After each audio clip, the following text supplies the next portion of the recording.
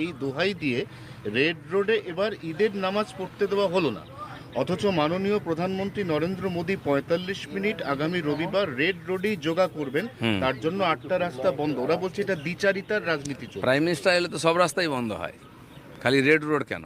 উনি যেখানে যাবেন সেখানে বন্ধ হবে। তো যেখানে যান চলাচল কম ওখানেই করেছে, ছুটির দিন ওখানে কম লোক যাবে, সেজন্য ওখানেই করেছে, না হলে তো আরও বেশি সমস্যা হতো লোকের। তো ঈদের দিন ছুটি থাকে না তো কি থাকে কে? তখন আপনাদের মনে পড়ে না? কি ভালো যুক্তি দেখালেন মূর্খের মতো। মনে রাখবে, ভারতবর্ষ হলো মানুষের সারা অঙ্গের মতো, যেখানেই আঘাত হবে ব্যথা নিজেরই লাগবে। না, প্রশ্নটা ছিল যে নামাজ পড়তে ১৫ মিনিট লাগে, সেটা দেওয়া হলো না। 15 মিনিটের জন্য কত ঘন্টা আটকানো হতো? আর ওনারা কে? হরিদাস পাল? তাদের জন্য রাস্তা আটকানো হবে? প্রাইম মিনিস্টারের জন্য আটকাবে, চিফ মিনিস্টারের জন্য আটকাবে? এটা ঠিকই আছে। সংখ্যালঘুরা কোনো হরিদাস পাল না। ওরা তো বলছেন আমরা ভোলানাথ ঘোষ, আমরা এদেশের নাগরিক।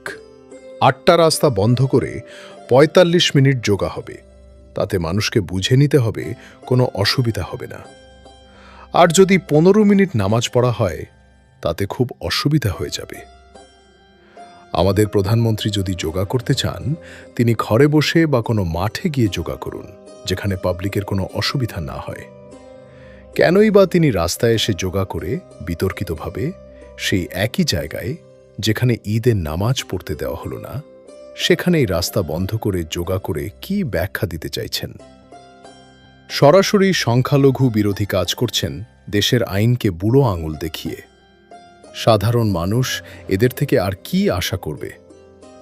ইনি হলেন সেই নেতা যিনি ঈশ্বরচন্দ্র বিদ্যাসাগরকে দিয়ে সহজপাঠ লিখিয়ে গরুর দুধ থেকে সোনা বার করে এই দেশকে উন্নতির দিকে এগিয়ে নিয়ে যাচ্ছে। বছরে তো একবার উনি আসছেন, কত বছর পরে আসছেন?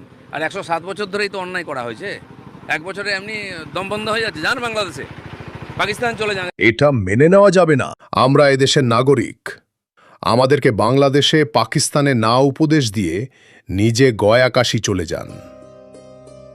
ভেবেচিন্তে কথা বলুন। আমরাই আপনাকে দায়িত্ব দিয়েছি, আপনি দাঙ্গা করার মতো কথা বলবেন না।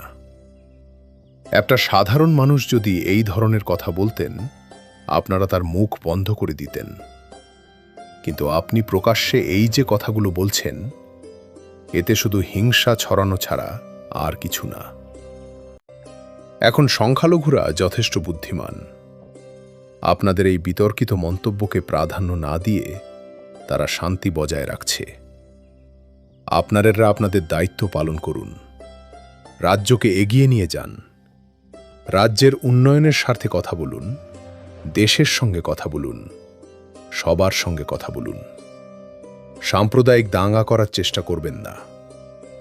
আমি সেই সাধারণ মানুষের কথা বলছি যারা এই দাঙ্গা হিংসা থেকে দূরে থেকে শান্তিতে থাকতে চায়, সুস্থ থাকতে চায়, তাদের পরিবারকে নিয়ে ভালো থাকতে চায়, স্বাধীন থাকতে চায়। আপনার এই বক্তব্যের প্রতিবাদ সাধারণ মানুষই করবে আগামী দিনে। ১০৭ বছর আগে দিলীপবাবু এবং দিলীপবাবুর জন্মদাতার জন্ম হয়নি? নাকি কি তাহলে জন্ম হওয়ার আগে থেকেই জাল ৬০ বছর বয়সে বিয়ে করে মাথাটাই গেছে ওনার? ধন্যবাদ।